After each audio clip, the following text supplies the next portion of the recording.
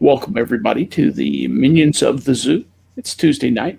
That means I'm your keeper, Skep Tock, and with me I have Minions Prospero. Hello. And the Harry Channel. Good evening. Sora Luna, who is muted. Hello. And unmutes to say hello. Hi, Sora.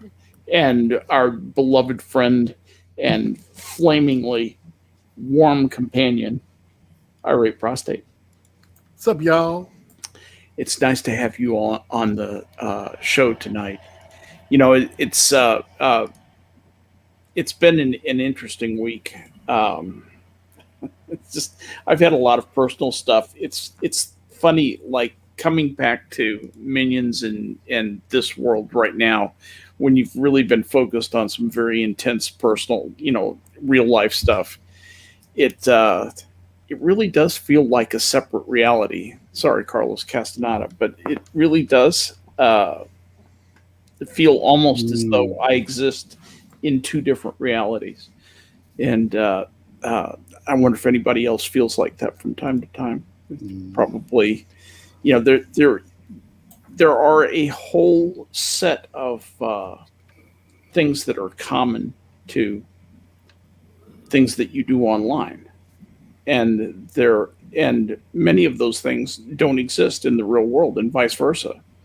It really does start to define two different realities, I think, or at least two sets of perceptions of realities, I guess you'd say.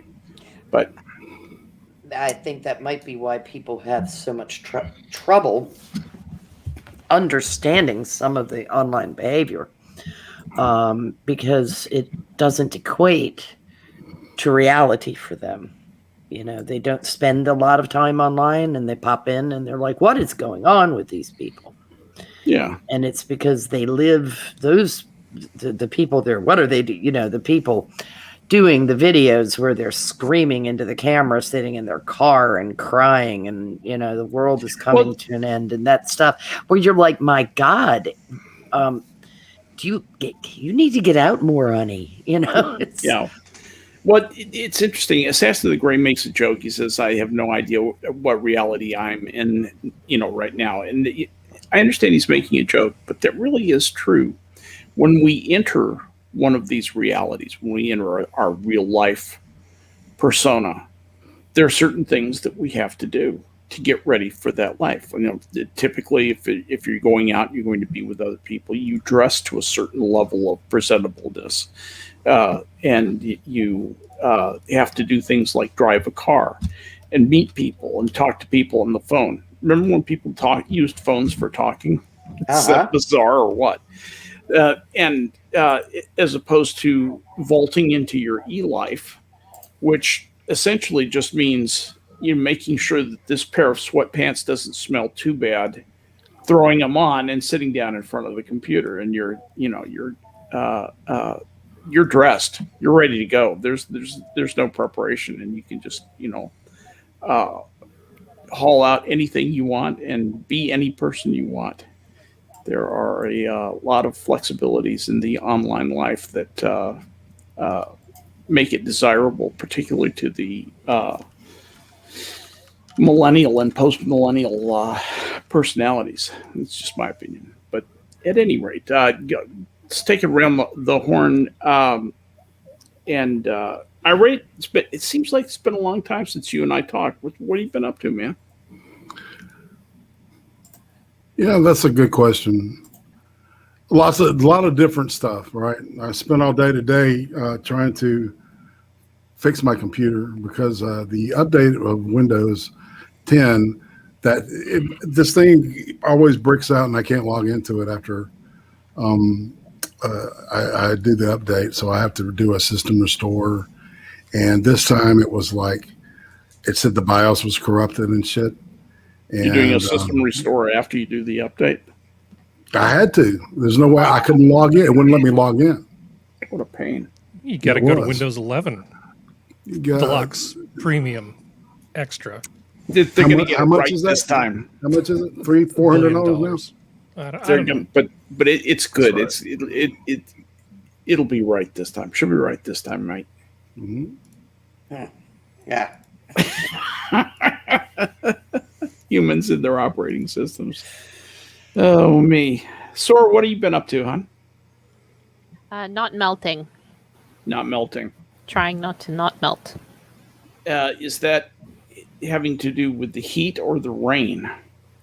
With the heat, we haven't seen rain in a very long time here. Okay. What do you consider a very long time? More than 2 days in a row. Wow. Okay. Yeah. She is not. She is on the, Harry on the laughs left in side. Californian. Okay. Oh, it hasn't rained this week. That's odd. Wow. A whole week. There are parts of California though that are like that. If you go up like around Crescent City on the coast up there, they get a lot of rain up there. They get rain like Portland does. Mhm. So you can find it in California. You can find absolutely. I'm pretty sure you can find any climate you want in California. It is one of the most. It's an interesting state because its size makes it, a natural versatility. A state that's going to have a lot of different types of microclimates, smaller climates, subclimates within it, but also the length of it means that there's going to be considerable difference between spending a winter down at San Ysidro and spending a winter up at Crescent City, for example, or Klamath Falls. And I always thought that was one of the underappreciated things about California was how its long north-south axis. You can account for a real change, a severe change in the weather just based on the length of that state. And altitude. So you go to a place like Death Valley, too, and sure. Death Valley is below sea level. Yes, Death it is. Valley is, I think it holds the record for the hottest temperature recorded on Earth, doesn't it? Still? No, or is that place in Siberia? No, it got passed by the place in unpronounceable Stan. Again. Yeah. Well, it's still the hottest thing in the U.S. Yes, it was like painfully hot. There's an unofficial record and an official record. Depending on which one you're going by, there's a bit of a difference. Yeah.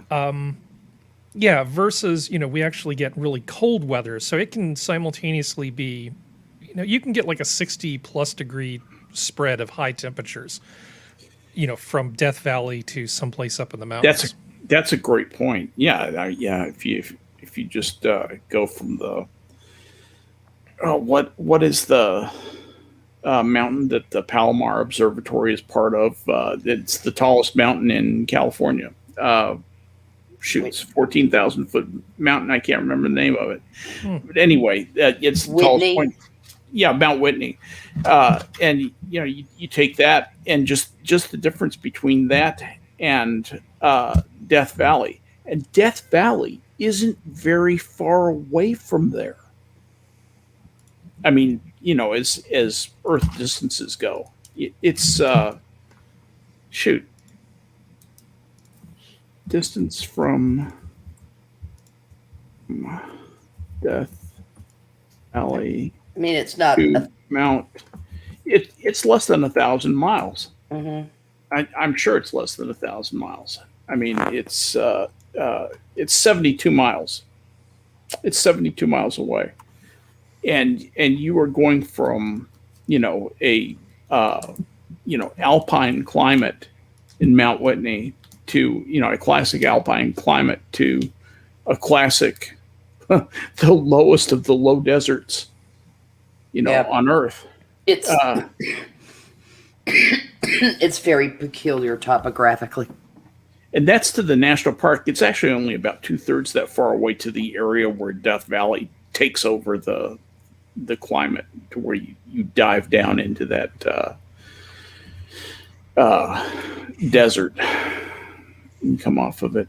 But at any rate, it's that's some of the most beautiful driving on Earth is that drive through there on it says it's 136 and 190. 395 was the road I was trying to remember. And if you ever have the chance to take the 395 drive up California and Nevada. Man, that is absolutely US Highway 395 is absolutely worth your while if you can devote the time to it. It's the most beautiful scenery in the United States. I remember when we traveled out west, we left Las Vegas and headed for Yosemite via Kings Canyon, and just driving through the mountains, and it was such a Oh, shame. that's a great drive. Yeah, up through Kings Canyon National Park. Yeah, that was just. Did you just stay in the Sierras all the way up? 'Cause that's gorgeous up there. Yeah, most of it. We stayed. Oh God, we stayed in a place called Fish Camp. Yeah, of course, everybody's got a place called Fish Camp. I know. There's got to be 5 of them in California. Yeah, it was just pretty remarkable difference coming from having been at the Grand Canyon and then Las Vegas and then up into these mountains and the over there is Mount Whitney kind of thing, and go into Kings Canyon and then to Yosemite, which is just breathtaking. I used to ski at Mammoth, if you know where that is. That's just a little bit northwest of Mount Whitney. It's that same bunch of little mountains there. That is an absolutely beautiful place to go skiing. And the summer drive, I've made the summer drive from Yosemite to Mammoth. And then from there on down to what was it? Furnace Creek is the place where we went, and that was just California keeps assaulting you with just how much beauty it has in one place, and after a while, it's just like, you're just kind of bragging at this point, asshole. Mm-hmm. Stop. Yeah. Hey, we've only got one good thing going for us. Yeah. But you do have a lot of it, man. Yeah, it's pretty awesome. So I have something really stupid for you. Did you catch the thing last week where the guy was in the Zoom meeting, the New Jersey lawmaker, and he wasn't tubing, but does this ring a bell at all? No, I didn't hear anything about this. Tell me all. Well, I know Joe at Jeffrey. Why not? Well, let me give you a picture. Let's do this. Why give you words when a picture can mean 1,000 of them, or whatever we meant to say? Yeah, just let me know when. Let me see when I become embiggened. All right, I'll just hit play.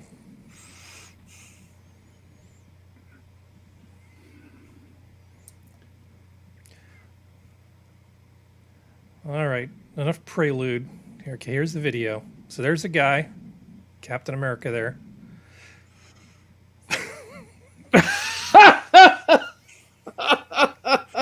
Look at the woman underneath him.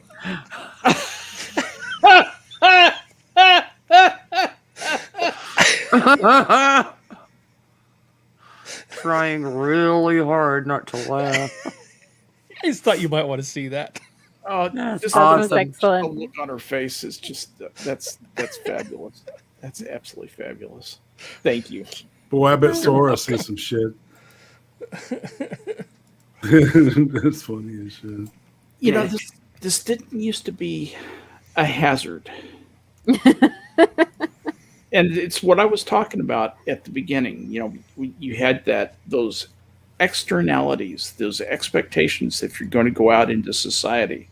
One of the things that it was expected of you in a meeting, if you showed up for a meeting, you go into a conference room, a bunch of chairs, you sit down, and you don't take your wiener out and start masturbating.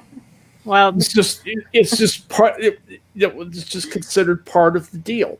And now in the era of Jeffrey Toobin, all that's on the table, so to speak. Yes. Oh, trust me, since streaming started, it's been on the table a while. Yep. And so now, and so when we're not careful about to make sure that we're meeting people's expectations in each environment, bad things. I assume it's a bad thing. What happened to Jeffrey Toobin? I've never heard anyone say it was bad. The only person I've ever heard say it was bad was Jeffrey Toobin. Mm-hmm. Which I find interesting. Well, no, Allison Camerata did say, "What the hell were you thinking?" I know, but she wouldn't call it. That was a bad thing. That was a morally rotten thing for you to do. That was shitty. That was shitty behavior. She wouldn't come out and say that. Yeah, and Allison Camerata is usually she will speak her mind occasionally. At one time, many years ago, I think she had pretensions to actually be a journalist. Was she in the meeting where the tube came out? She was on Fox, dude. Oh, sorry. I don't know every single person on Fox's name. No, she was on Fox as the like the Denver correspondent for years, and then she went over to CNN after Megyn Kelly. I think Megyn got the job she was wanting. So, no, my question is, was she in the Zoom meeting with the Toobin? Oh, with Toobin, I don't know. Because I do think that in terms of offense, that people seem to think that they're entitled to apologies for things that don't directly affect them. I think that he definitely should have sent at least a fruit basket, maybe not a Swiss Family assortment under the circumstances, but a nice fruit basket with no bananas. Should have been sent to every single person in that meeting. You know, absolutely. With like a little card with like a bear that looks kind of sad that just says, "I'm sorry." A jar of Miracle Whip or something. Yeah. I'm sorry. I fucked up. I'm sorry. Oh, yeah. Dumbass. Christ, Joe. But at any rate, all of it got me to thinking that whole thing about expectations and about the way we kind of segment our lives into our e-lives and our non-e-lives got me thinking about how other institutions have changed and how something that I used to hope for. Be careful what you hope for. Be careful what you pray for as a youth.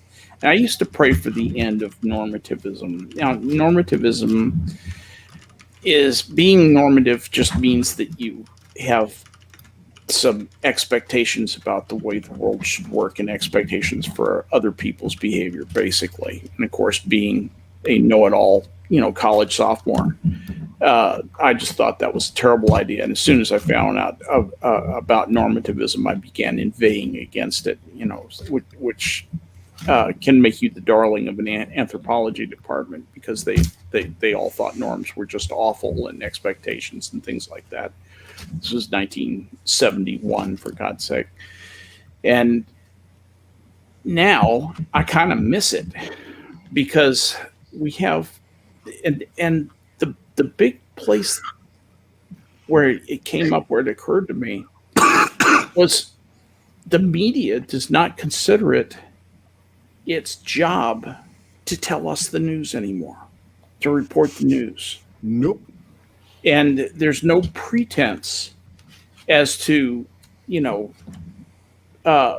objectivity or covering more than one side of an issue. They present the side of an issue they're interested in. They write that report, and that's it. End of statement. There's no coverage for the other side. There's no nothing. And I find I really miss that. I miss having an open and free press. Yeah, well, we don't have one now. No. Did we ever really have one though? I mean, is this just you looking? It may have been better, but I think there's a certain amount of rose-colored historical revisionism possibly going on because I know it felt like it was better. Well, no, it was different. In reality, it wasn't necessarily better. It was different because we didn't have access to as much information as we do now, right?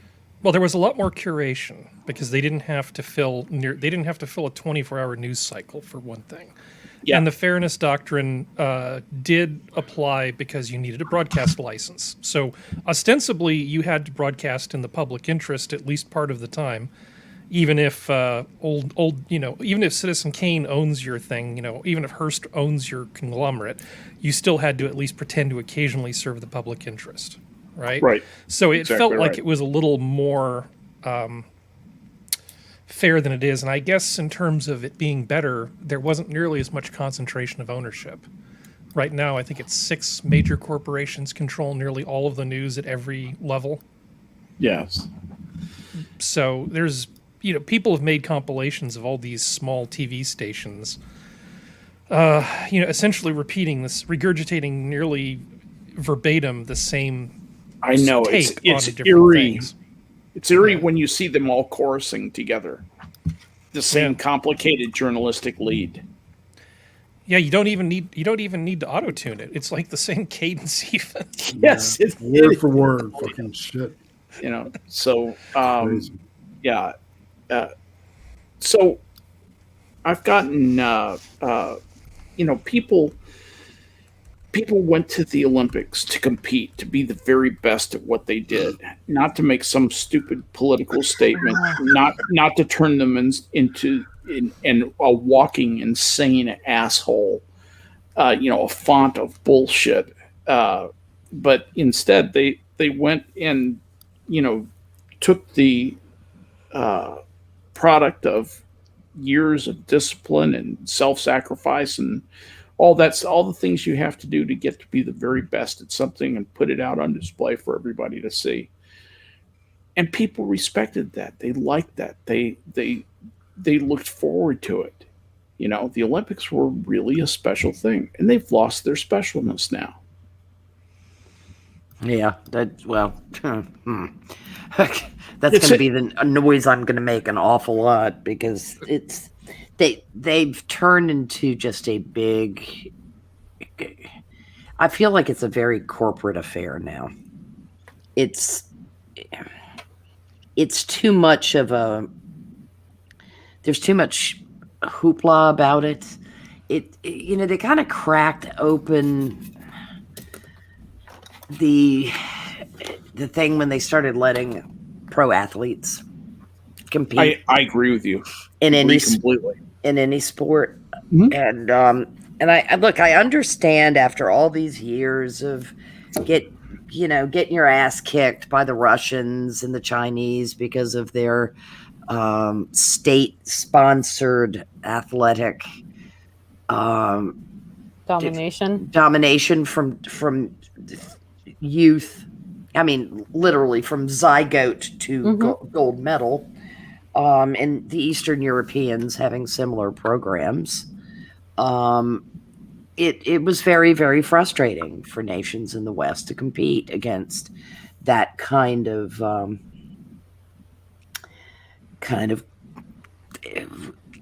deal. But it's like we've replaced it with some kind of big corporate deal of our own. Well, not to knock professional athletes, but I think professional athletes and Olympic athletes should be in 2 different categories. Yeah, it's a different because quite thing. frankly, like, you do have to be good to be a professional athlete. I'm not saying you don't, right? Mm-hmm. But if you're going to be representing your country in front of the world, you should be that extra step up, right? I agree. And most professional athletes are whiny little bitches. I'm sorry. A lot of them are. For some of those guys, it was a big deal. Yeah. Like, I mean, they really took to it like ducks to water. Like, there were a couple of guys, like, for Canada, for example, drafted a bunch of the professional players for their hockey team, which they really didn't need to do. No. Because, quite frankly, we were the one team, even with the Russians, crazy zygote to a gold medal, whatever. Yep. We could still make them work for it. Oh, right? Yeah. And except in 1980. Well, yeah. Look, we have to dine out on that forever. Okay. Yeah, you do. And all we have to do is go, 1972 was fucking amazing. Well, the women's hockey, as a result, though, because of the pros, is a lot more interesting to watch. That's true. But we drafted for the last Olympic Games. We drafted quite a few of the Montreal Canadiens to the Olympic team, and not only, quite frankly, not only should the caliber of athlete be a little bit better than for Olympic athletes, but when you draft your pro athletes to your Olympic team, you are hurting the pro side. Mm-hmm. Well, because they're simultaneous in that. Because they happen at the same time. Yeah. And you're kneecapping a bunch of your professional teams. That doesn't in the Summer Olympics with the NBA. That's not an issue there. No. But it is in hockey, and it's kind of ridiculous because it just seems that the more competitive games are played among the women, because I'm sorry, but if you're going to have the U.S. and Canada fielding NHL players, then you're pretty much looking at one of them being gold, one of them being silver, in all likelihood. Unless somebody's dogging it. Like our basketball guys managed to humiliate themselves. Yeah. In the Olympics. And when we drafted NHL players for our team, I'm like, come on, guys, really? It's the fucking Winter Olympics. Well, they're not a team. We don't really need to. Well, they're not, and the thing is also when they draft the pros, they're not a team. No, they're not. They're not a team the way. And hockey is a very team sport. Yes. And a lot of these guys have beefs with each other. Yes, they're all from rival teams. And, and that's serious business. It's just like you're not supposed to be slashing your teammate. Save that for those guys over there. Yeah, except that guy's my teammate. Because some nationality follow-overs took place. Yeah. Because you've got Canadians playing for teams that are in the United States. You have some U.S. players playing in Canada. Not too many, but you know what I mean. Yeah, but you get that kind of crisscross. Yeah. And then you end up with divided loyalties. There is no preparation for playing hockey like Canadians play it than the Canadians juniors league. Yes. Mm-hmm. They are absolutely. Those guys are insane. They really are. I didn't play hockey in college, but I skated. We didn't even have a hockey team, an NC2A hockey team, but we had a hockey club, and I played a lot of pond hockey growing up. Mm-hmm. And I skated with these guys, and you could always tell the guys who would come out of the Canadian juniors. Then we would scrimmage against like the teams from Purdue and University of Indiana, University of Wisconsin, and these teams had Canadians on them who'd come up through that junior league system, and they were simply one whole step advanced on everybody else. They skated faster. Yep. Their puck handling was better. They had endurance. God, they had endurance. I mean, we thought we were in pretty good shape. These guys were just insane. They just didn't, they could go out and play hockey sometime, and what you'll find is that you can't play hard for more than about a minute and a half. No. In fact, if you do a minute and a half out of the gate and not being in top condition, you're doing amazing. That's amazing. These guys gas really quickly. And that's why there's this concept of lines in hockey. So you can sit down and get a rest, you recover quickly, and then you go back out on the ice. The equipment and typically ridiculous. Yeah. People discount that. They're watching them. They're just skating, and it's like, fuck's sake, do you know what the 10 weight pounds of fucking of shit that they're carrying on them? They're on a thin blade. And do that right. Skate on hockey skates with just carry a stick. Yeah. Just carry a stick. And just skate around the rink and let me know how that goes and for maintain your balance, because Yeah. the core strength you need to make those guys' core strength is unbelievable. Oh, Yeah. One of the exercises that goalies do before a match is this thing. It's called a kip. Yep. A kip is something where you lie on your back on the floor. Okay, typically you'd be wearing tumbling clothes, the gym shorts type of thing, and but with no shoes, and you lie on the floor.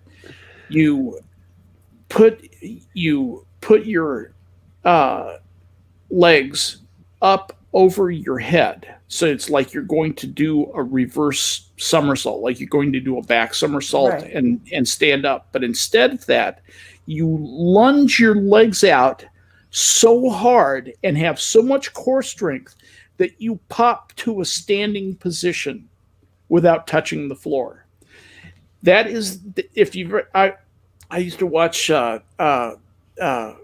tapes of some of the NHL goalies warming up, and they sit there and just kip to a full standing position. One guy kipped all the way to a handstand the other way. I think his name was Ken Dryden. Ken Dryden was fantastic. He was amazing shape, and you don't realize how much goes into this, and I hate to see it kind of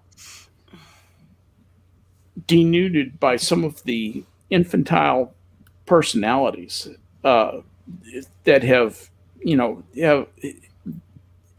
this person wins this genetic physical lottery, this amazing combination of mental and physical, talents to be in this position in time, and then acts like a complete asshole. Mm-hmm. It just it's so frustrating. It makes you sad. It makes you wish for the days when athletes could be looked up to. They were noble and they went out and you were proud of them for what they did, proud of what they had accomplished. Now you just go, what's the next prima donna going to be complaining about? What public fight are they going to have? Society doesn't taste as good to me as it used to. Am I having rose-colored tasting fantasies, Harry? I don't know. Kind of hard to say. Yeah, but you're smart. You know stuff. Well, I mean, I'm human. I know some things, and then I try to make sense out of all these different things and make a story out of them that'll fit inside my little head. I do think that a lot of the work ethic is gone. You look at the kind of effort that they put into just getting men on the moon in terms of programming those computers and all the stuff that went into Apollo. And I think if we had to do it again today with the same group of people and the same technology, we'd never make it off the launch pad. No. It would just never happen. We would be so worked up over just stupid shit that we would completely lose sight of what the end goal is. Those guys had to get up there and say, we are going to be down to several single points of failure, that one of which leaves two of the astronauts stranded on the moon forever, and a sad little astronaut paddling his way back home after having said goodbye to his two now dead comrades. The balls on those guys were gigantic, and they have vanished. We needed that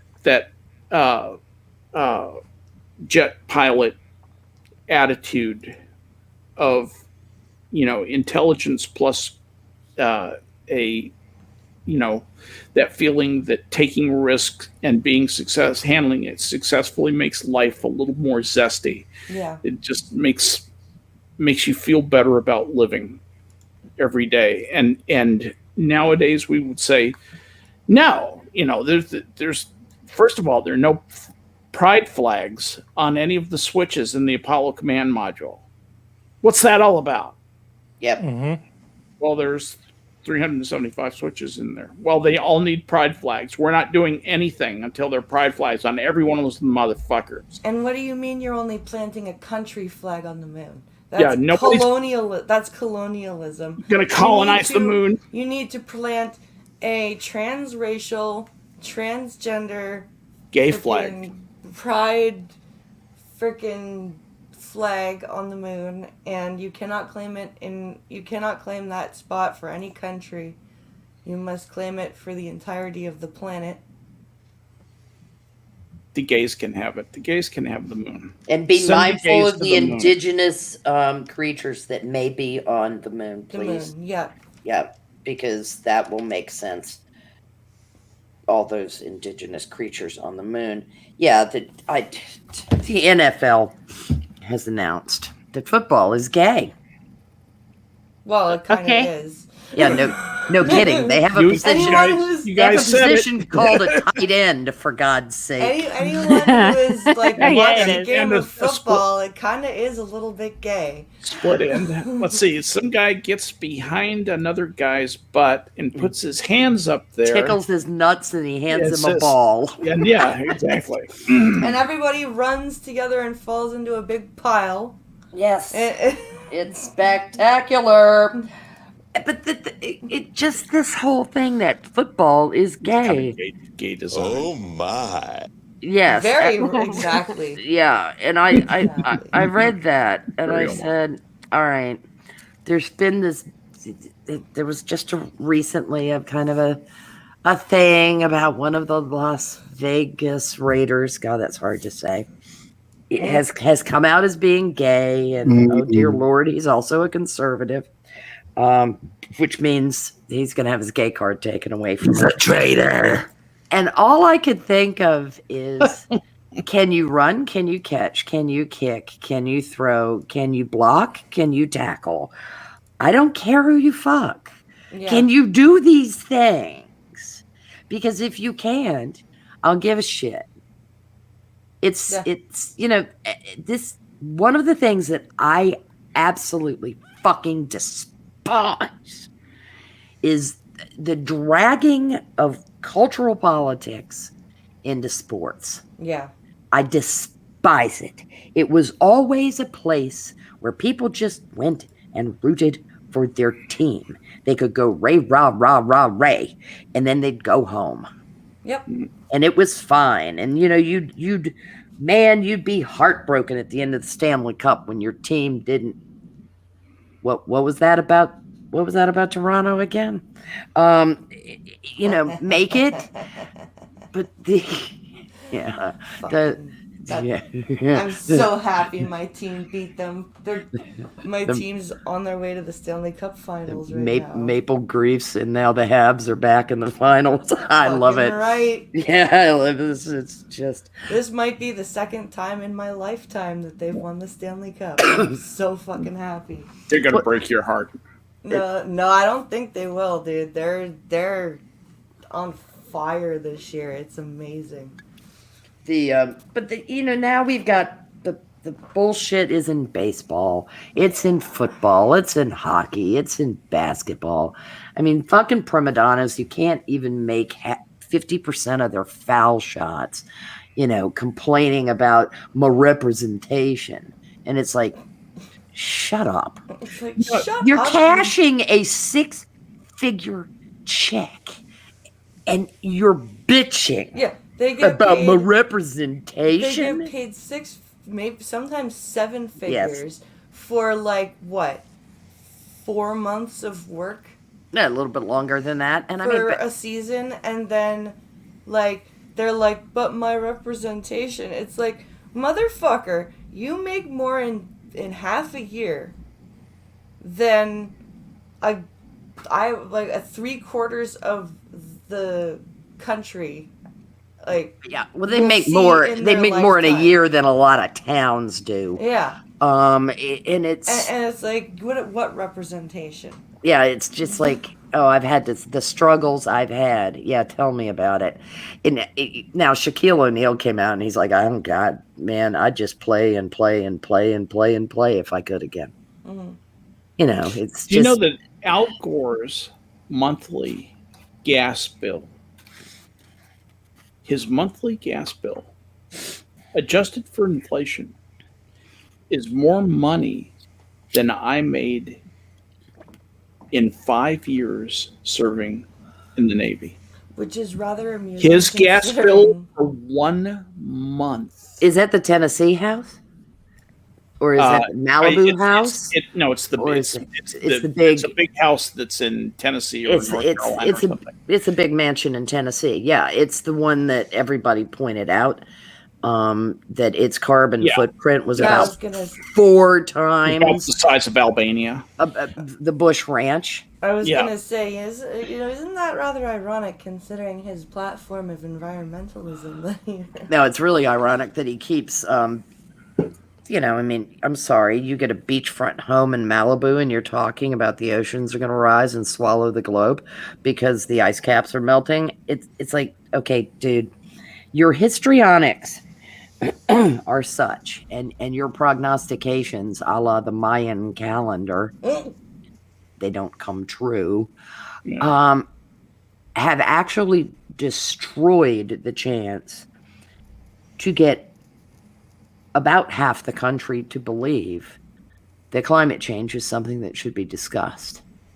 Yeah. The histrionics and the false narratives and the hypocrisy. The false certainty. The The phony certainty. utter hypocrisy of Leonardo DiCaprio jetting on a private plane, mind you, to Europe to scold everybody about their carbon footprint. Mm-hmm. Eat a bag of dicks, Leo. You could have ridden on a regular passenger aircraft. You could go via Skype. You could Yeah, I was gonna a say, thing you called could've- Zoom. You could not Yeah. go at all and say, I will be broadcasting digitally because I do not want to. Yeah. Increase. And if you don't Yeah. stand up, you don't even have to wear pants. That's right. That's a great point. You can beat it to Greta's speech about how dare you. And we've got these pathetic hysterics who go out as frontmen for these issues, any of them. And they end up alienating people. And they end up alienating people, they're full of shit, so therefore you end up dismissing anything that's said by a particular side through ad hominem because they've been such douchebags about the whole thing. Yeah. And it's They've had to be certain about things they were not certain about. Right. And then they get called out for being wrong. They look like assholes. And, Gore was out there saying that, the entire United States is going to be swallowed underwater by 2013. Yeah. End of statement. No ifs, no ands, no buts. He says, people always, want me to give them a concrete statement. There's no wiggle room. There's no wiggle room here. If we don't do these things and go to this zero carbon footprint, we are going to be underwater, by 2013. Right. That didn't happen. Nobody has called him on that. Nobody has called him out and said, hey. And you don't see him advocating for nuclear reactors. No. And see, that's the thing that irritates me about these two-faced They don't want a motherfuckers. solution. They don't want a solution. What they want is control. And Right. it's all about Right. control. And I am not going to sit down and attempt to have a good faith discussion with any motherfucker who is going to take nuclear off the table from jump. I'm just not going to do it. Shut up about your fucking wind power. Yeah. It's like, yes, wind turbines. I'm from Texas. Talk to me about wind power. Wind power can be a nice supplement. Solar power can be a nice supplement. There are lots of things. We can use mixed systems here, Nobody says it has to be all or nothing, but it is with those people. And Yeah, I yeah. am sick to fucking death of eagle grinding windmills being described as the power of the future. Fucking Luddites. I mean, what? We don't use water powered grist mills much anymore. I mean, for a reason. Why are we not all Bring it back. Why are we still not all, roasting huge spits of meat with dogs lashed to the spit to turn the fucking Spit dogs, man. Get this, revive the spit dogs. Where's their lobby? We have the mules turning the grindstones for us. I mean, this is just nonsensical. When very quietly over here in a corner, the guys who with the big brains, the honest to God big brains, have been working on making nuclear safer and cleaner.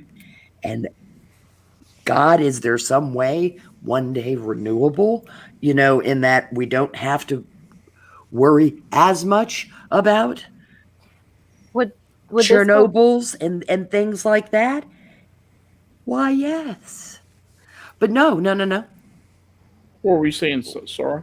Well, this kind of ties back into this whole concept of, I guess, the coddle concept of there isn't a strive for innovation anymore, the sort of laziness, and instead of advocating for that kind of clean energy, but we'll go with the easy ones, the bird killers, that's fine because that doesn't harm anybody. There's no way to prove that it's not going to go have a meltdown and, poison the state or something. Yeah. So instead of trying to figure out, well, let's modernize containment and what did Japan, how do we improve the older plants in Japan when we have to, tsunami proof them to prevent what happened before, a few years ago, right? Pro tip for Japan: don't build your nuclear power plant on an earthquake fault line. Directly on the fault line. Pro tip for California: you might want to turn some of those off before the same thing happens. Yeah, there's one in LA that's right on the fault line, isn't it, Harry? Diablo Canyon's fine. Diablo Canyon. That's what I was just trying to remember. fine. Diablo Canyon's fine. People worry too much. The thing about the main lesson we learned from Fukushima was don't put your emergency generators for your backup pumps in the basement when you're in a tsunami area. Yeah. Because that's what happened. Yeah. They elevate them or have them a few miles away on upland territory. Put them on the roof. Put them on the roof. Yes, that. At least you've got a fighting chance then. And by the way, you're supposed to cover those rods. Not leave them in a big open bin, just laying out there, like waiting for the garbage man to come pick them up. Shouldn't they be like in water or something? But yeah, it was failed. It was failed safety protocols that led to that. Were they failed safety protocols or changed safety protocols? I don't know, but it sure sounded like a failure to me.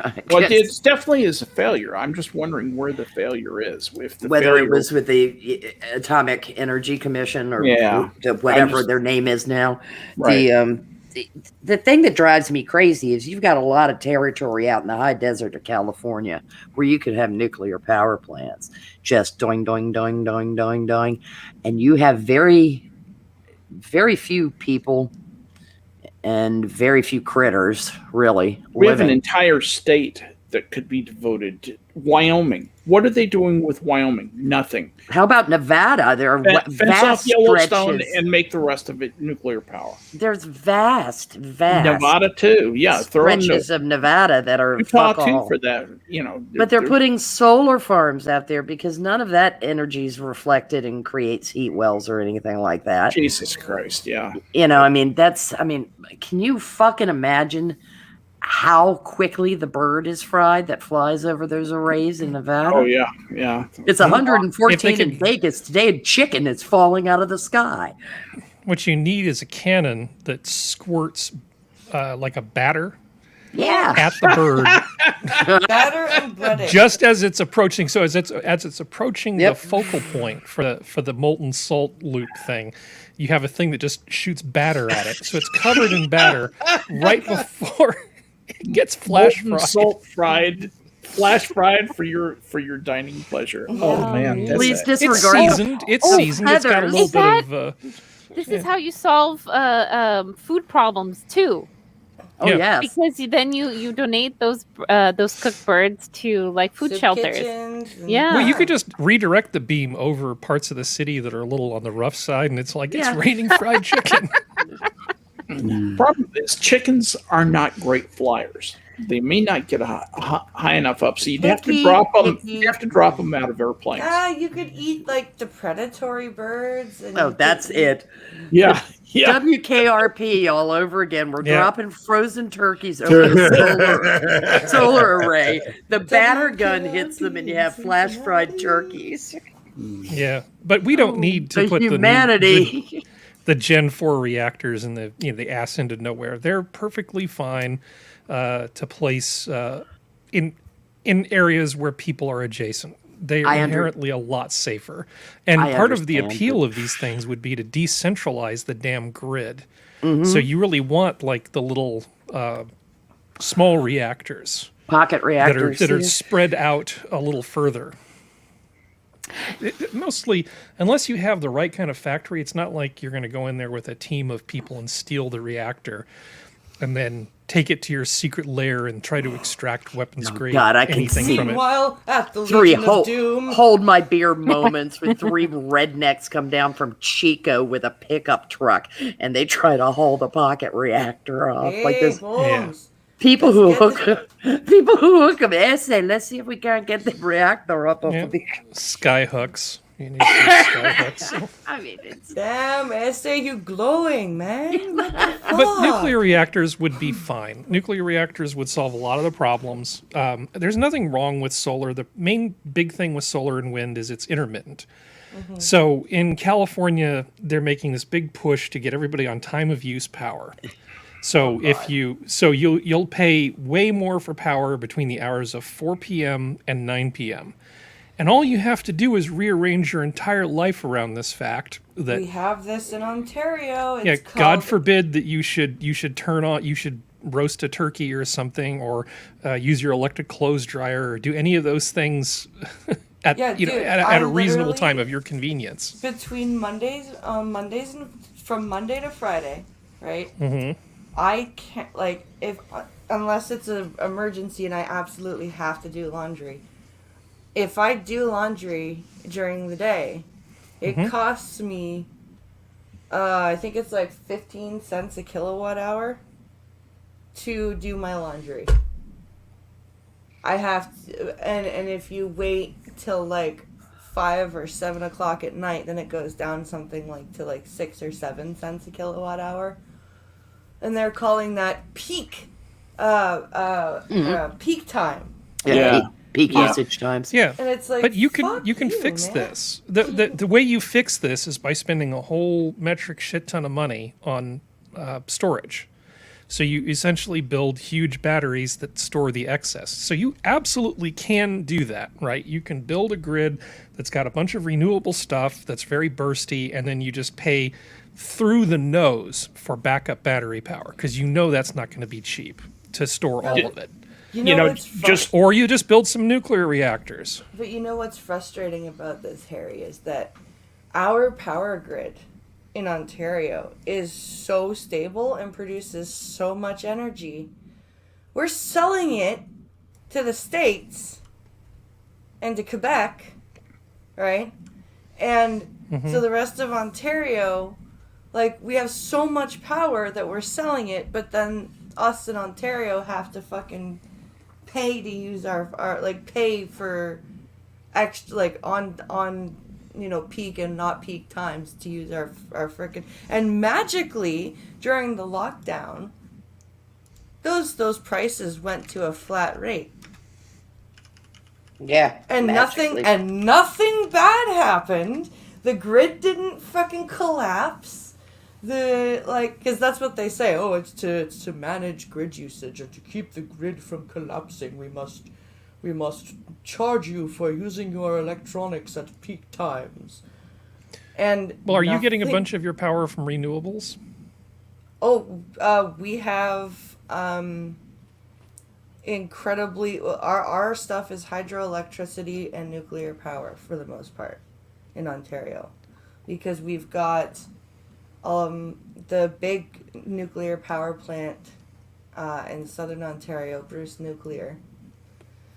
And then we've got Niagara Falls, right? And we've got some power plants up in northern Ontario. So we've got a lot of, like I said, hydroelectricity and nuclear power. So there's really no reason that we should be doing this.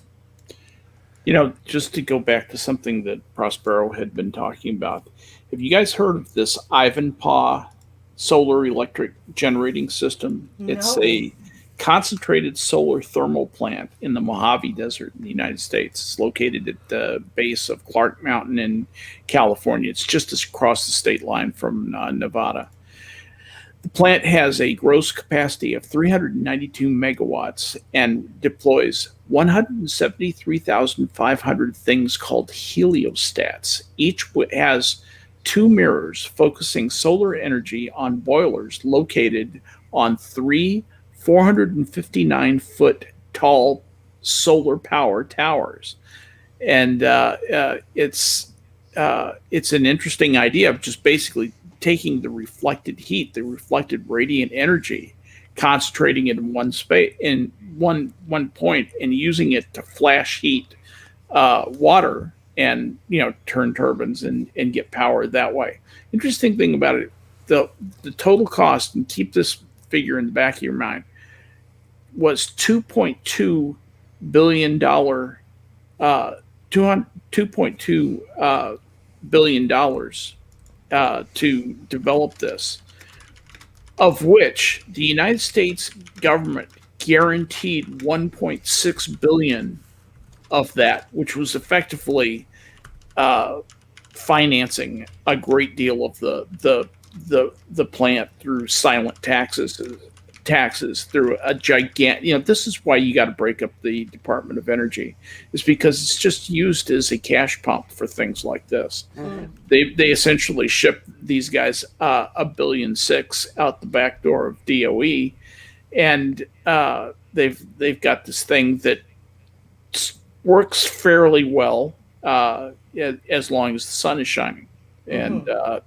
it's an interesting idea. It's just not workable. You know, not enough places have the kind of solar power and just essentially free land that they have in rural Nevada to put something like this together. It's very inefficient use of square footage of land to create energy. But it drives me crazy when people up in Canada go, "Oh, we should use solar power," and I'm like, "You do know where we live, right?" Yeah. Well, I got a graph. Have I got a graph for you? Can you embiggen me, Skep? Certainly. I was sorry. I was looking off something else. There we are. Like, so based on this little bit of data, just the first thing I was able to find, nearly all that little yellow strip in there is the solar. That's solar in Canada, amount of solar in Ontario. So, yeah. none of these other things except for wind, which is still not a huge input, really have a time of day associated with them. No. You can generate just as much at 5 p.m. as you can at 5 a.m. It doesn't make any difference. Exactly. Why you are on peak, off peak power, because, you know, here in California during the day, solar panels produce tons and tons of cheap power that gets pumped into the grid. And I can totally understand why you would want to encourage people to use the power before 4 p.m. when that production starts to drop off. But there's no reason, based on what I've seen here in terms of electricity generation in Ontario, to do any of that. What is the rationale other than basically just to jerk you around? That is why. Because our liberal government in Ontario, the Liberals again, fantastic. They made a big boo-boo and lost a big amount of money in a gas plant scandal. Now, and then in order to recoup some of that money, the Liberal government basically said, "Okay, Ontarians, it is time for you to help us pay some of your money that we lost in this gas plant debacle. So give us more money by paying extra during certain times of the day for your hydro. It's like, what? You fucked up. Why are we being punished? Shut up. Give us your money. It looks like you phased out hydro in Ontario in about 2015. Yeah. Our hydroelectricity isn't as It's almost zero. as it used to be. Yeah. We were drawing a lot of power from Niagara Falls at one point. Yeah. Yeah, but like 60% of it's from nuclear, which is Yeah. awesome. Yeah. It's as if it's as if the carbon problem largely disappears. And so what if you need twice as much electricity to be generated? That's just a few more nuclear plants. It's easy. It's No, really it was easy. This was literally we lost a bunch of money. How the fuck can we get it back? Yeah, they're just using excuses. Like I said, in California, you can totally get away with this kind of nonsense. Why can't we just take these spent nuclear fuel rods and send them into the sun? That's probably not a net. Because that would be energy that would cost thing. a lot of money to do. No, it'll be fine. Because I read a Hollywood actress was saying that if you're on a body in space, you can just dump rocks off of your body in space, and it's like throwing a rock at a friend. What? What? Yeah. Yeah. You can if you're on the moon, you can I'm just not have on you enough can drugs to understand what you just said. you can Good ones, have too. rocks and rain them down destructively. No. That wasn't The an United States. actress. That wasn't an actress. That was a congressional candidate and former Presidential. Gamergate name known as Oh the yeah, Woo it was what's Bunny. her name? Rihanna. Wu. That was Rihanna. Rihanna? Oh shit. And she stole the fucking idea from Robert A. Heinlein. From the moon is a harsh mistress. So I just thought we could That's take her funny. idea that she stole from a white male, so it's okay. So she didn't really steal it; it's hers now. Well, before we scare everybody off from your stream, can you unbiggen me here? We don't want people to But look at those the are sexy thumbnail and graphs. think this is a really boring show. I hate these people. So Sora, Yeah. since there's another Canadian here, What up? what do you think of this whole cancel Canada Day thing? Oh, I haven't heard that. Are we canceling? I mean, like, Wait, better when did Canada get canceled? Victoria, BC apparently has canceled their Canada Day Jesus celebration. Christ, I don't have time like during the day to There's- listen to news and this shit happens. There is a huge thing on the TikTok Oh, that's Of- hilarious. I of mean, cancel- sure. of Cancel Canada Day, and a bunch of people are like, whoa, what are you talking about, Cancel Canada Day? And that means that, and when you say that, you're a racist, and you hate Indigenous people. Is this a and- part of Every Child Matters? Yeah, and then yesterday, I started seeing, well, why is everyone getting so angry? We don't mean Cancel Canada Day forever. We just mean this year. And it's like, okay, well then maybe you should put Cancel Canada Day 2021 instead of hashtag Cancel Canada Day. Yeah, we can't read your mind. Oh my god. Like- so see, the way I can see where it's coming from, sort of, sure. Like, to okay, Quint. so if you, I can see maybe celebrations being a little different this year, right? Maybe being a little bit more somber, Yeah. right? Maybe more reflective, okay?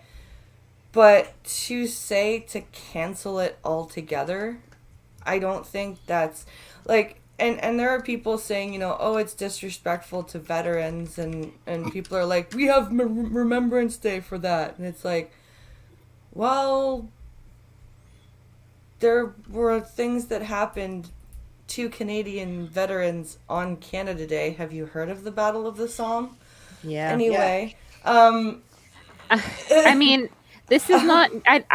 This is a bit of a local oopsie daisy for politics. Of like maybe 10 years ago now, or under 10 years ago.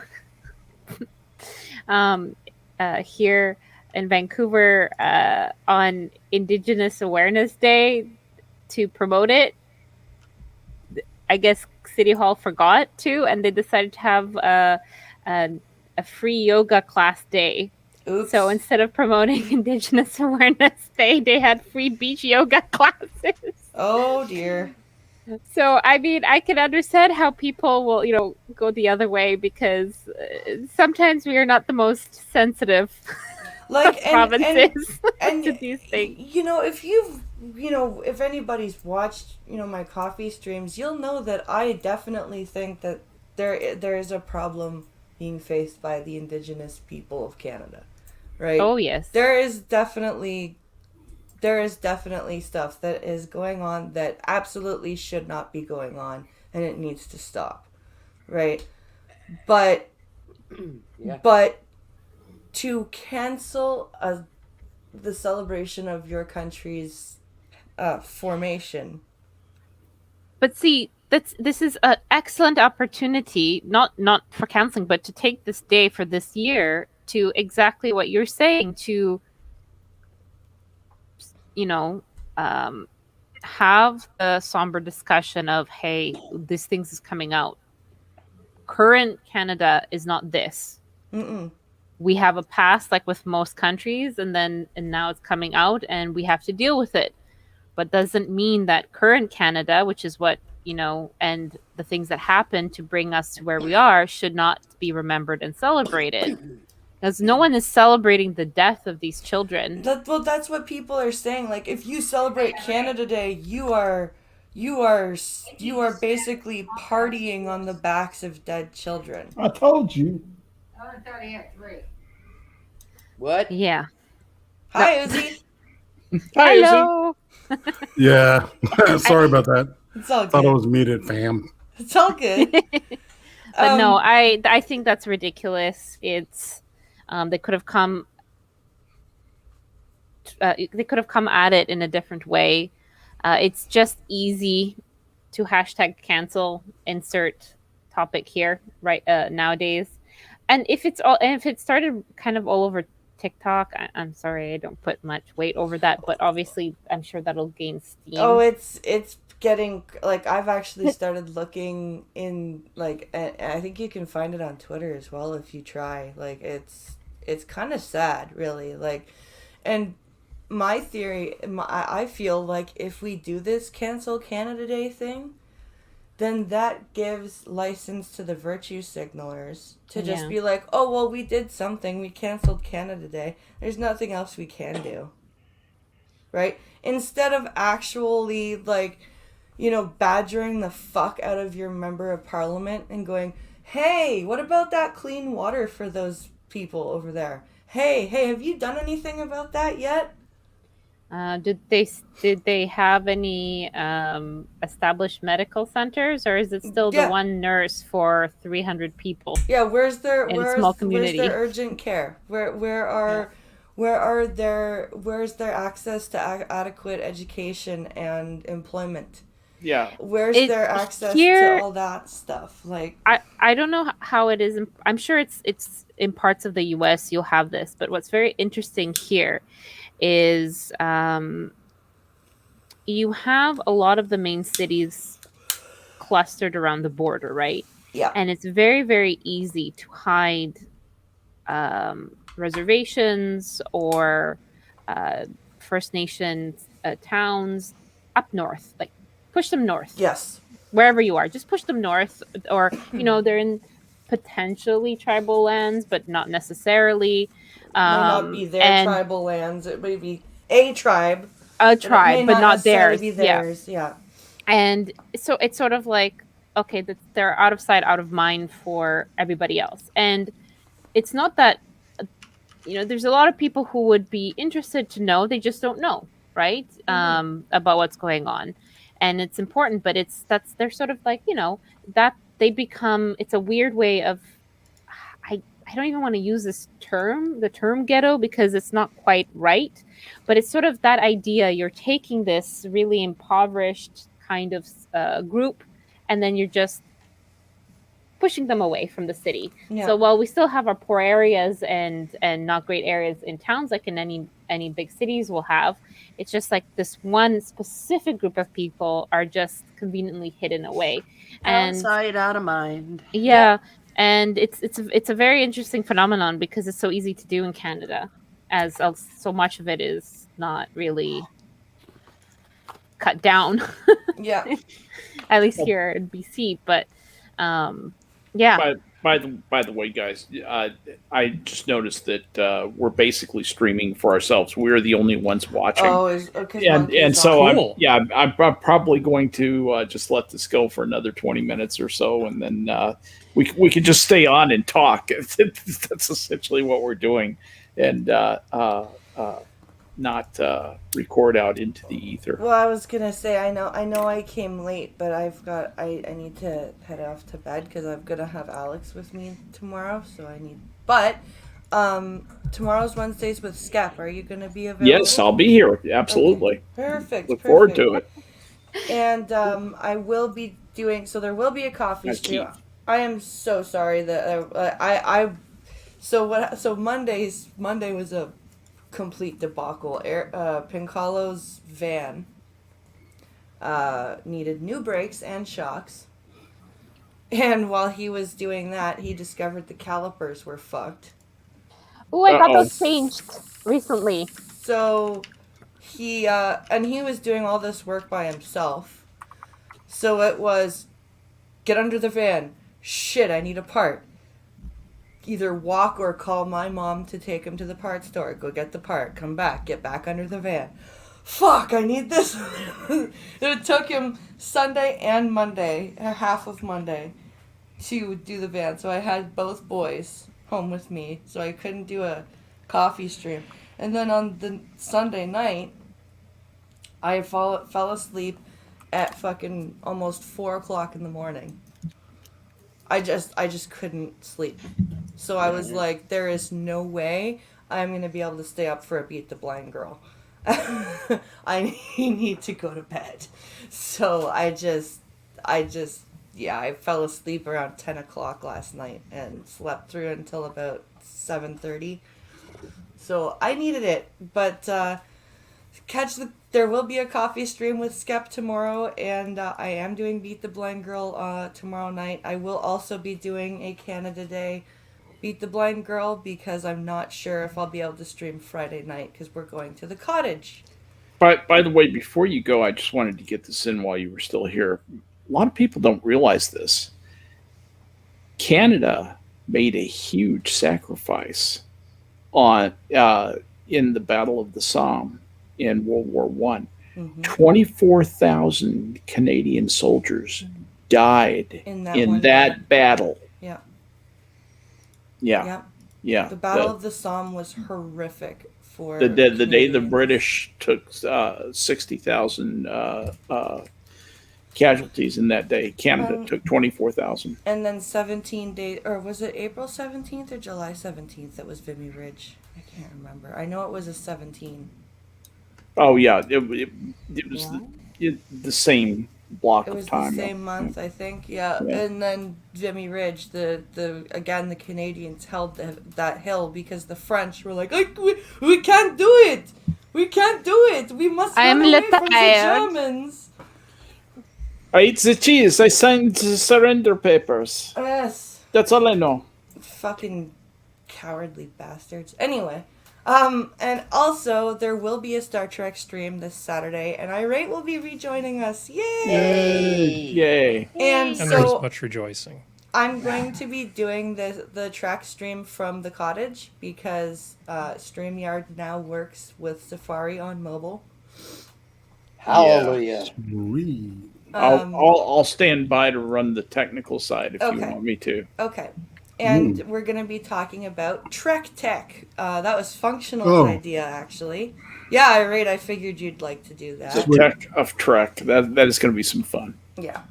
All right, so join us for Wednesdays with Skep tomorrow. Beat the Blind Girl and Star Trek stream. Hun, go get some sleep. I want you nice and fresh tomorrow. All right. Have a great night, guys. All right, Good night. see you later. Bye. Good night. Good night.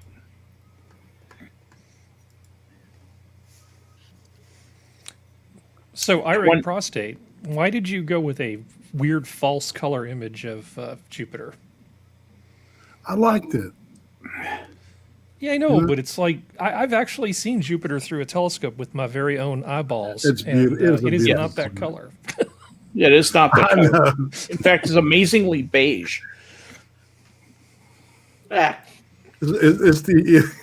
It's Pride Month, man. Leave me alone. Oh, why are you insulting Jupiter's choice of clothes?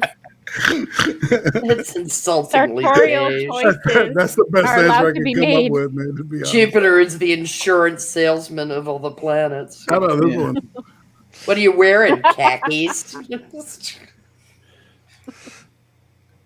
Yeah, I had an old Tasco 2.4 inch refractor that I used to watch Jupiter and the 6 moons or 8 moons I could see through my little refractor through that, and then had a series of reflectors also that I used to watch and see if Jupiter was still there, and he was still there. He was still boring.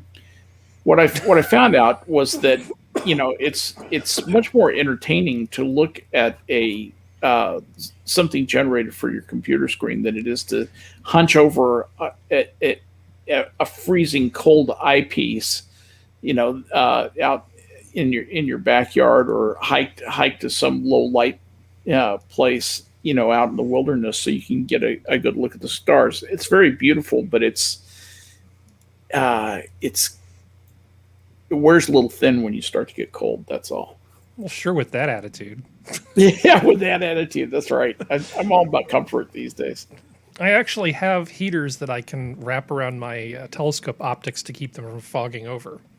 Nice. Yeah, that and a little 3000 BTU catalytic propane heater thing. It's good to kind of keep that sort of in the back of the car, Yeah. so you can warm your little hands. I've been pretty damn cold on top of a mountain before. I'll bet you have. Yeah, But you have. It's- And anybody who loves astronomy, and I admit, I've had more telescopes than a person should be allowed to have, and I had a telescope building habit at one time. Cool. I'm recovering now, so don't ask. But yeah, I mean, you can get really cold watching the stars, and the stars are uncaring. the two coldest the 2 times I've been the coldest in my life were not doing astronomy. One of them was I rode a bicycle wearing my little spandex, my little bicycle outfit, and I rode a bicycle up Claremont Hill in Berkeley, all the way up to Tilden Park, which, if you look at, that's a pretty decent climb. And this was in the afternoon. And what happens in the afternoon all too often in places like Berkeley, which is in the east part of the San Francisco Bay, is it'll be, warm and nice, and then suddenly the fog will come in very, very suddenly. You get a So 20-degree drop in temperature. I went from just going, oh my God, it's so freaking hot, to just being, really exhausted at the top of this hill. And then I'm heading down this hill, and the temperature drops about, it felt like about 30 degrees. And suddenly I'm all sweaty and hot, and all this wind chill hit me. Oh, Oh man, by the time I made it to the bottom of that hill, I was in rough shape. I think that was probably one, and spending a day sea kayaking in the Pacific Ocean just about did me in too, because it is cold as hell off the coast here, and that's why we have such great fish. Tell me about it. Because all of this cold water basically just hugs the Central California coast, Right. and it brings with it doesn't make it fun to swim in that water or paddle in it, but it does bring lots of nutrients and things. So that's why there's all this fantastic seafood here. but it's not like Southern California. It's not like freaking Baywatch where everybody's running around playing in the water. You go in the water here and it's like, oh my god, get out of the water. unless you're surfing and wearing like a wetsuit, you just don't. Yeah, you have to wear a don't. wetsuit. Yeah. To be comfortable. In my opinion, up there. But yeah, I just remember, after that bike thing, going to just getting into a bathtub as soon as I could, and What saying, park "I'm was good." that in Berkeley? Tilden Park is up at the top of Claremont Hill. I want to see if it's in Berkeley. Well, it's above like the Oakland Hills. Okay. Yeah, but basically you go straight up Claremont. It's like a couple thousand feet kind of thing. It's a good workout. It's a good challenge. But coming down that thing, it's just like, oh my god, it's so cold. It's like, do I go more slowly to cut down on the wind chill, or do I go more quickly just to get it over with faster? And you're doing this calculus in your brain. Yeah.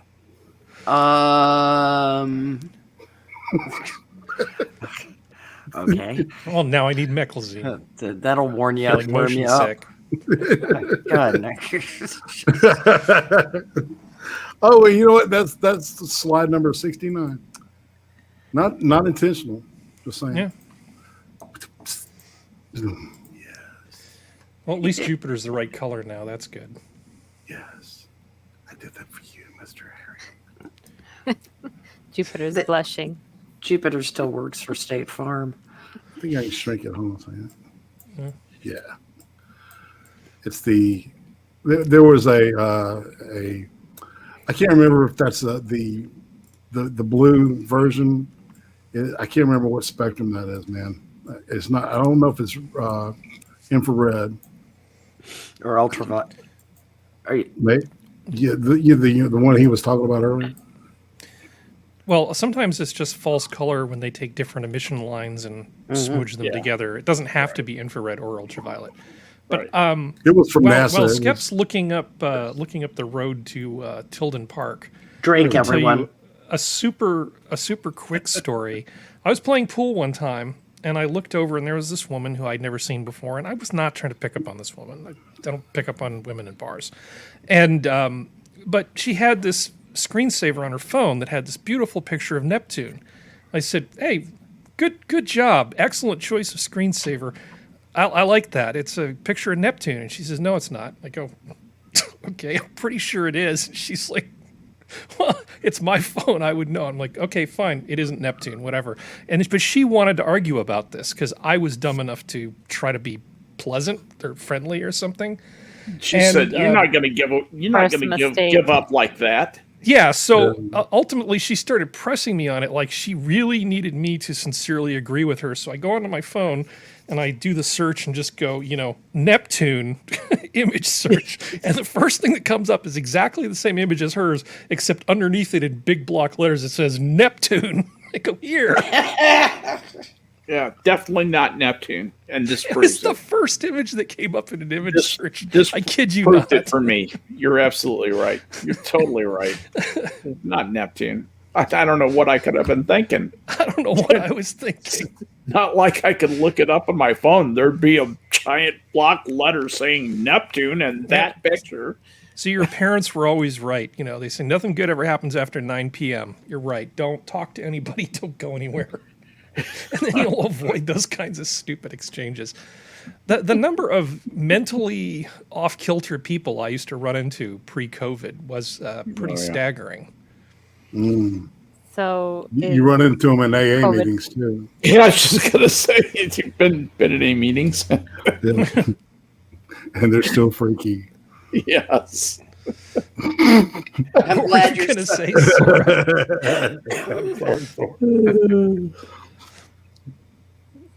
Sora. I was just going to say, one of COVID's few silver linings for you, Harry. Oh, you mean that I don't have to deal with some of my favorite people, like the one I nicknamed Annoying Lesbian Woman? Yeah. Yeah. Yeah. Hey, she's annoying. She's a lesbian, talks about it all the time. I figure that's a fair way of describing her. It's not like... She wants to make sure you know. Oh, it's extremely important. to know. You have to know.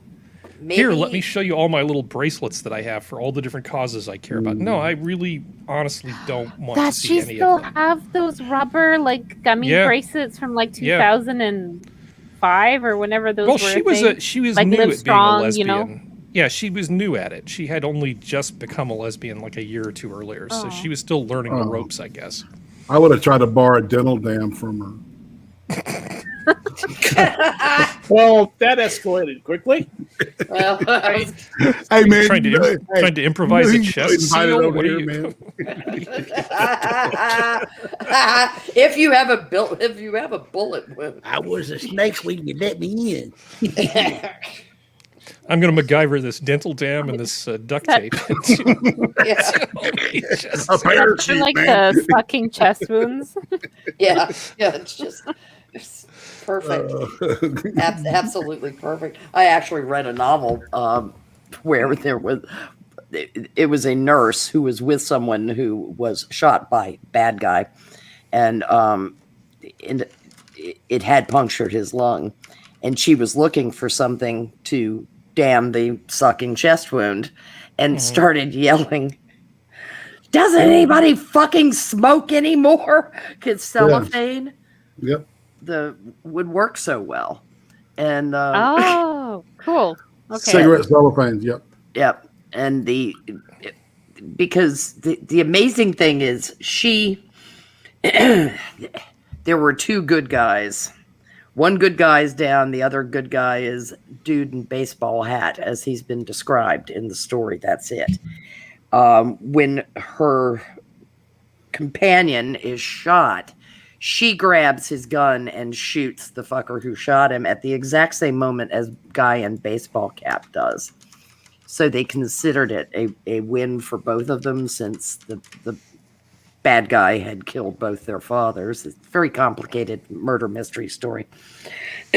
But screaming about nobody smoking anymore because there was nothing to dam a sucking chest wound.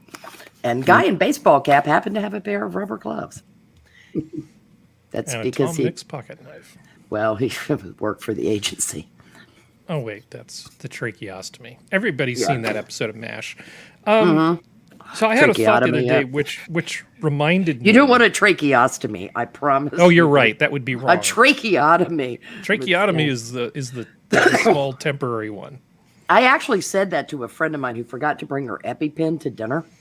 And she was brand new, serious allergy to garlic. Actually, it was sulfites, but garlic could get her. And Yeah. she was quizzing the waitress about, how a dish was prepared because she had forgotten her EpiPen. And I just turned and looked at the waitress and I said, "Yeah, you have a big pin in the building, and we know there's a chef in the back. You'll be good. I mean, how about bringing me a drinking straw? We'll be ready." And the waitress smiled and she said, "I'm in the reserves as a medic. You're covered, honey." God, my friend was so mad because we were giving her such unlimited shit for forgetting her EpiPen. Yeah, and we're all making fun of your Actually- condition. Tracheostomy is the correct term. Is it? I thought it was It's a the- tracheotomy. Tracheotomy is the term for opening. That's just to make the opening. Yes. But what they Oh. normally do is they usually put a little Ostomy, tube in right. there. Yeah. And Stoma. as soon as you do that, it becomes a tracheostomy. Ostomy. Okay. Interesting. Oh, I cool. thought I remembered something about that. But, This is Sora's wheelhouse. I mean, she could answer our She question. works on the other end of the alimentary canal. That's true. it's elementary in my day watching. Yeah. Yeah. Sora, have you ever done an ostomy surgery? Nope. Okay. Just thought I'd ask. The only thing I've ever helped with is cutting stitches and What? mopping Cutting- up bleeding near the butt. Cutting stitches, mopping up butt bleeding, Yeah. skin Yeah. tags. Bleeder over here. We got a sentinel pile in room God, 3. we had a bleeder last week. Oh, swell. Yeah. Cauterize it. It took 20. It took no, it didn't need to. She was just Pressure. soggier than most, I guess. Yeah. Took 20 minutes I to got my clean it up. styptic pencil around here somewhere. So is there We a have note on her chart that she's now Princess Soggy Ass? I mean, I was like, something so, because usually when it's on the small, there's lots of blood vessels in that area. So Yes. depending on the person, it can bleed. And then she just happened to be one of those people, but not excessive. We have one of those really cool big pen things that will automatically cauterize, and we also have silver. Oh, the silver papers. What the heck? I never remember what they're called. I had one stuck up my nose once. It's the absolutely worst pain imaginable, but it silver burns nitrate. everything. Yeah, silver nitrate. Like you can always. Ow! They use that Yeah. to burn warts off. Yeek. They used it because I had I had a nosebleed that was over an hour long. Oh my god! Oh, Yeah. man. And I just couldn't stop it. Nothing was stopping it. It was after being sick. It was very, very bad. Every time I would sneeze, I would bleed. Oh. And then it wouldn't stop at one point, and they just stuck it up in there. And yeah, Oh god! Ow! I saw into next week. It hurt so much. Oh, Yeah. but it stopped the bleeding. Since then, I have not had bad nosebleed. It's been like 6 years. So Your nose is smart. It doesn't want to get hurt again. I just want to do that again. So. I was gonna say, holy Worth it. crap! I know. It just gives you cringe just to think about it. I Well, just speaking think of having a people bleeding bleeder.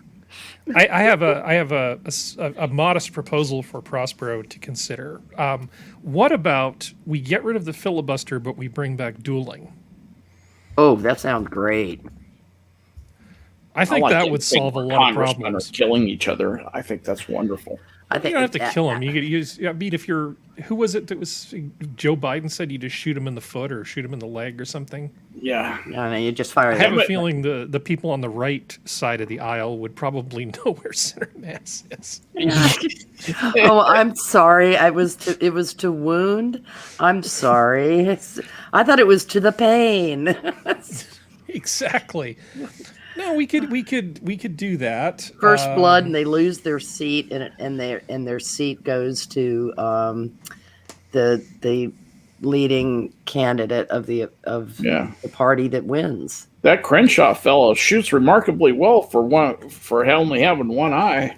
Well, when he says they're coming right for me, he before he shoots, he you can't blame him. You guys got no depth perception. So Right. No depth perception at all. None. yeah, I can't tell if they're standing still or coming right for me. It's just why take the chance?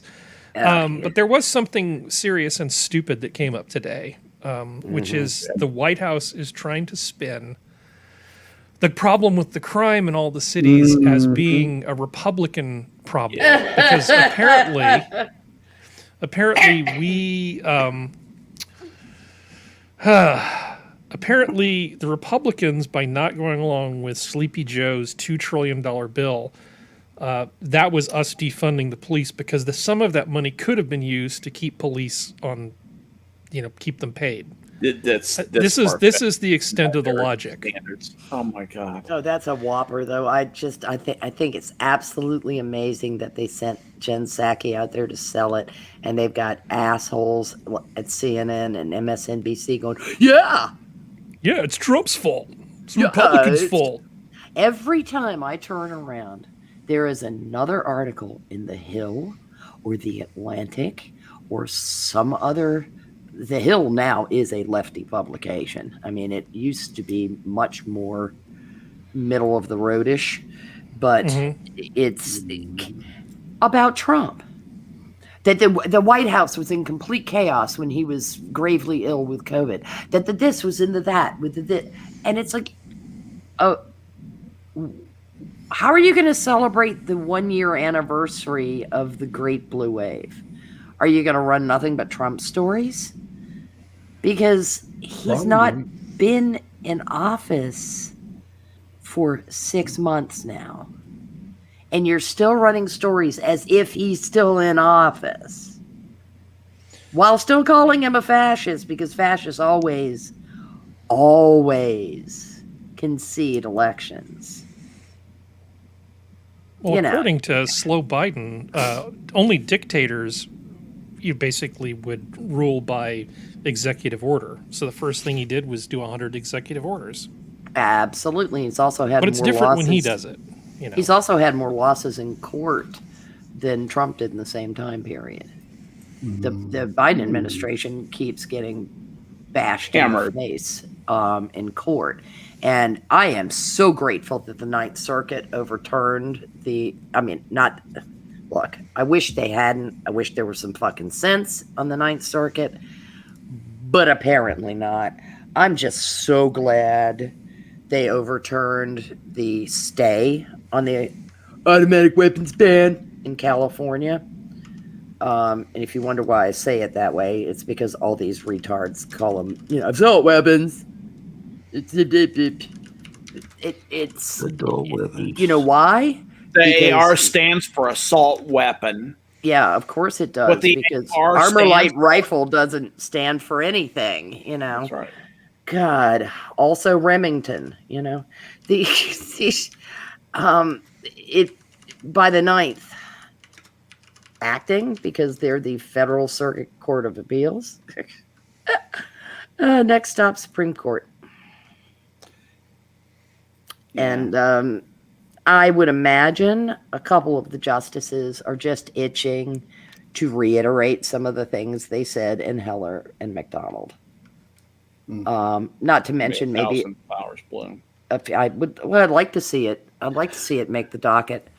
Yeah, but the thing that irks me, Harry, is that you've got Jen Psaki out there trying to spin this bullshit against the Republicans, and meanwhile the Republicans are screaming and yelling about nonsense. They're absolutely, they want to, let's have an amendment to ban burning the flag. Okay,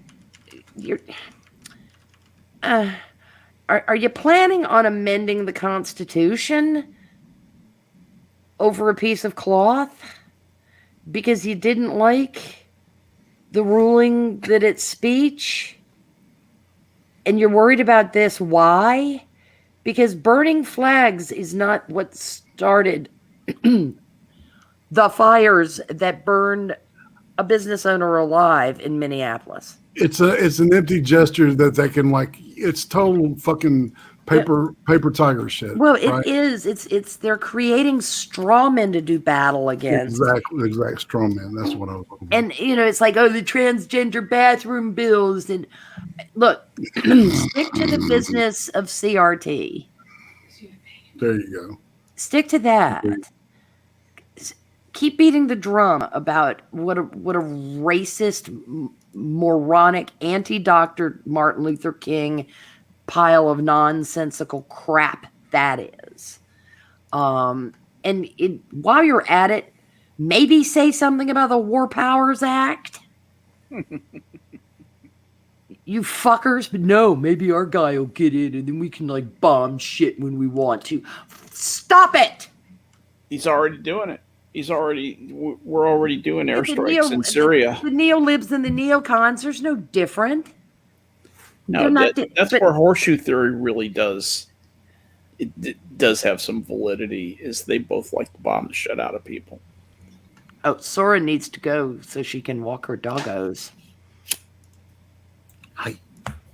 I will wish you all a very good night. Thank you for the invite, Skep. Well, thank you for joining us. It's a real pleasure to have you, and I know dogs wait for nobody. Yeah, it's finally cool enough to actually take him out. Yeah. So it's not run out, do winky tink, come back in right now. No, I'm actually gonna try to run them up and down the block a little bit because they've been stuck inside basically inside all day, because even you step a foot out and you're hit in the face with the heat wall, so they can't even enjoy sitting on the lawn. It's too hot. Yeah. I call that Star Trek hot, where you open the door and you get hit in the face and you hear the fight music that Yeah. they had when Kirk was fighting over T'Pring. It's just The Gorn is somewhere. Yeah. no, not season 1, season 2. I'm thinking season 2 Yeah. fight because they're different. They're different. Yes, they are. But I don't know Yeah. anything about Star Trek. Like the Pongfar. Is that season yes, one? the Pon farr episode. No, that's season Two. 2. Yeah, okay, yeah. That's Amok great time. music. Amok time. Oh, that music's fantastic. Bum bum bum bum bum bum bum bum bum bum bum bum bum bum. Yeah, Yeah, that's I how always you know that's what happens episode's in my on. brain. But good night, Sora. Nerds. Watch out for Gorn. Yeah, what did? And do you know where the saltpeter stash is? Yeah. No, I guess my life's forfeit. Yeah, it is. If an alien says, "I will be quick and merciful," don't believe him. Okay, that Yeah. seems like a good rule of thumb. But anyway, have fun with your doggos, and we'll catch you later. Thanks for coming, being a part of us tonight. My pleasure. Thank you. Have a good night. Thank you for That might be the worst possible pickup line ever. I will be quick and merciful. Sleep with me. I will be quick and merciful. What he says, Klingon quick, foreplay. doesn't he? I've changed that in my mind. He says, I will be, because the Gorn is trying to get Kirk to just give up, and he says, "I'll be merciful and quick." That's what he says. I will be merciful and quick. The sweetener is quickness. Have you ever read the short story that's based on?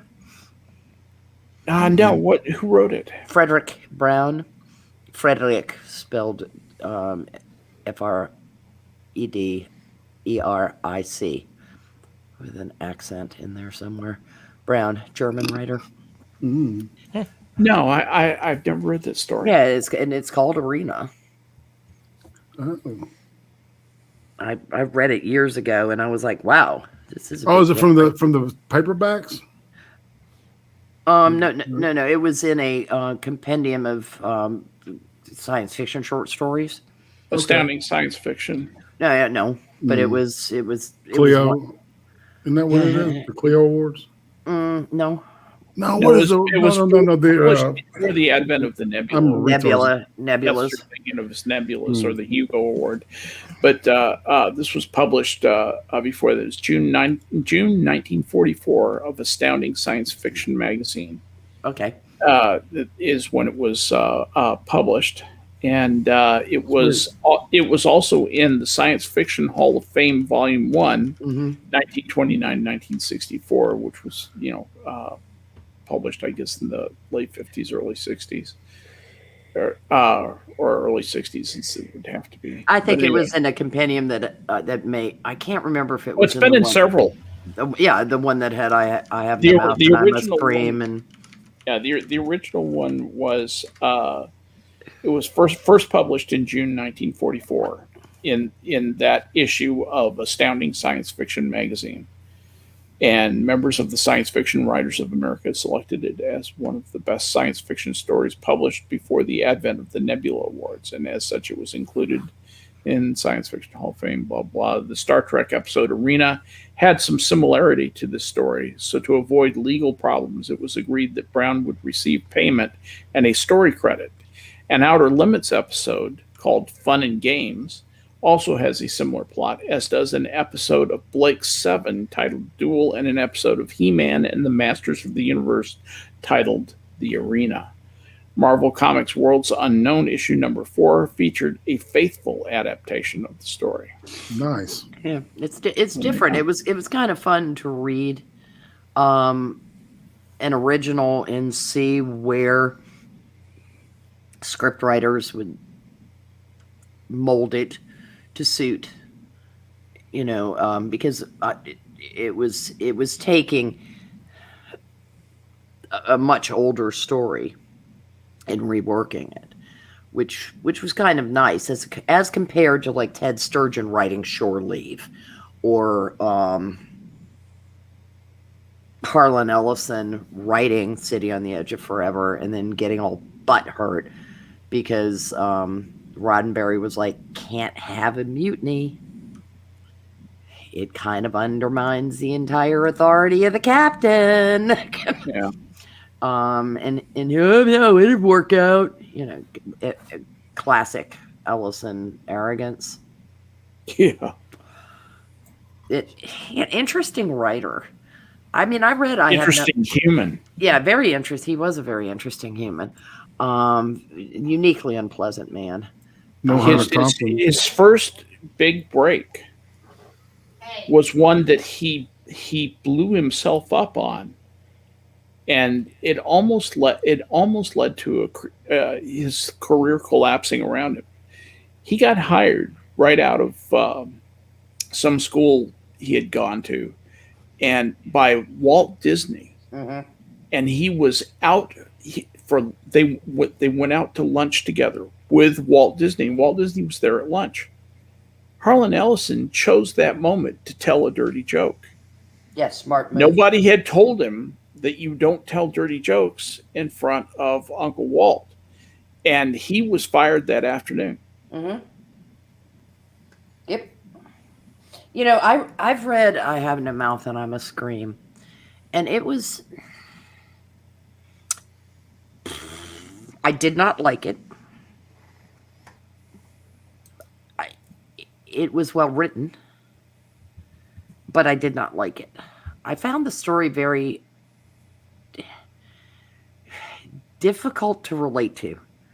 Ellison, were you reading like If back in the day? When did you read this? Oh no, I read that when I was in my 20s.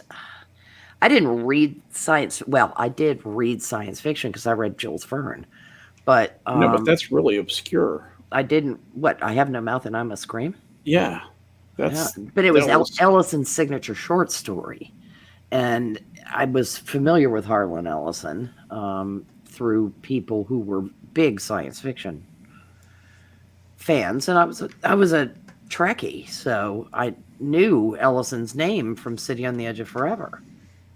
And I thought, okay, I'm going to read one of his something he's written. And I read it and I didn't like it. And I was like, okay, that's good. I read that. I read Arena because I said, oh, what the hell? That's fascinating that this is in here. I'll see what the original story was like. Possibly the best short story I have ever read in science fiction is Cold Equation. I think that is... What'd you like about it? The agonizing humanity of the story. What's the premise of the story? The story is about a guy trying to get critical medical supplies to a planet that is suffering a plague. Oh, okay. And he has... I mean, it is a no errors run because he's carrying this critical supply and as much of it as he possibly can. All the weight ratios and everything have been balanced perfectly, so he'll have enough fuel to get there at the speed that he needs to travel. And he has a stowaway. And that stowaway adds weight to the ship. And means... I remember. I remember. They won't make it if that stowaway. But then it turns out remains. There's no gravity in space, man. There's physics. There's physics and there's fuel requirements. Yeah. And so it is a story about someone having to present the cold hard case to an individual and letting them choose what they do. Either an entire planet dies or you do. Yep. And that's why it's called the cold equation. There's no getting around the numbers. There's no way to work it that it doesn't end in catastrophe one way or the other. And it's chilling, but it's very, very well written. And when the new Twilight Zone, I think it was, came out in the 80s, they did the story as one of the Sweet. was one of the episodes, and it was very, very well done. It's a heartbreaking story. I mean, for people who want to read things with only happy endings, that's not a story for you. But it's well written. Like Flowers for Algernon is well written. Yeah, that's a great story. It's a great story, which is also horrifically heartbreaking. Yeah, it is heartbreaking story. Good. Well, Yeah, then that story Uzi and I were talking sucks. about. We were Rose talking for about. Ecclesiastes. I mean, there are a lot of heart fucking breaking stories out there, but written by brilliant writers. Right. Well, I think good sci-fi is always about human nature. The more human the story, the better. Exactly. You guys will appreciate this. Cree decided to reread Foundation. And after he finished the second book, he said, well, I'll be goddamned. He was really, he had said he was very, very angry about the second book because he had forgotten or completely overlooked in reading the book. He didn't like the fact that the Foundation failed. And he didn't realize that was part of the design. That it was the second Foundation all along that was important. And he said, I don't know how the hell I missed that. I was speed reading or distracted or something. But he said, oh, now I like that so much better. It's interesting what you can miss. Yeah. I mean, I missed completely in Anne McCaffrey's Dragon books. What she had written in basically the preface to the first book. So I'm blissing along thinking I'm reading fantasy and get to White Dragon and realize I've been reading science fiction.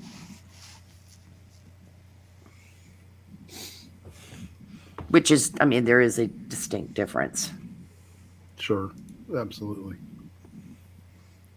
It's kind of funny how a reread of something on occasion will make you go, oh. Have you ever embarrassed yourself by not realizing something fundamental to the plot? Have you ever reread something and then said, oh, that's why? Well, that's what Cree was saying. He's like, how the hell did I not see that? Yeah. How many people here have the Amazon streaming service? I do. If you have Prime, you've got it. So probably everybody. Yeah, that's what I'm saying. All right, so all right. If you want really good, some of the best science fiction I've ever seen in my life, and it's a story. It's a Cold War type thing, and it takes place between two parallel worlds, and it's called Counterpart. And J.K. Simmons plays the main character in it. Okay, and the cat, exactly that cat. The cast is wait. What's the name of it again? That level. It's called Counterpart. Counterpart. I love J.K. Simmons. I love the character he played on Law and Order. Emil Skoda was one of the most amazing characters ever created for a situational drama. You definitely got me checking that out. Thank you very much. Hey man, it's highly entertaining. It's a slap in the face. It's poignant. You know what's nice about streaming service and stuff is you're beginning to see certain productions being done that are reminiscent, and this is going to sound like old fogey time, of the quality stuff that was done in the early days of television, Playhouse 90, and I'd love to see that revived, wouldn't you? Oh yeah, I mean creativity. To see the Andersonville trials as a presentation, they've done a little bit of that. You know, when they did the live action Failsafe. And I classic. It was. I will give both Noah Wiley and George Clooney a great deal of credit. I was impressed overall, because it was done like a live Playhouse 90 production, and it was well enough acted for the taut suspense of the story to be utterly believable. it was a pleasure to see something like that again on television. Some actual thought going into something, and production quality, actors being pretty well prepared as best they could be. I mean, you're not dealing with Olivier's here. And without all that slick, finished product that you get out of movies, you just get that kind of the one-room drama. You know, the Andersonville trials that was done, Shatner actually did a pretty decent job in that. Not doing too much of his over acting or hamming or whatever you want to call it. Richard Basehart was in that.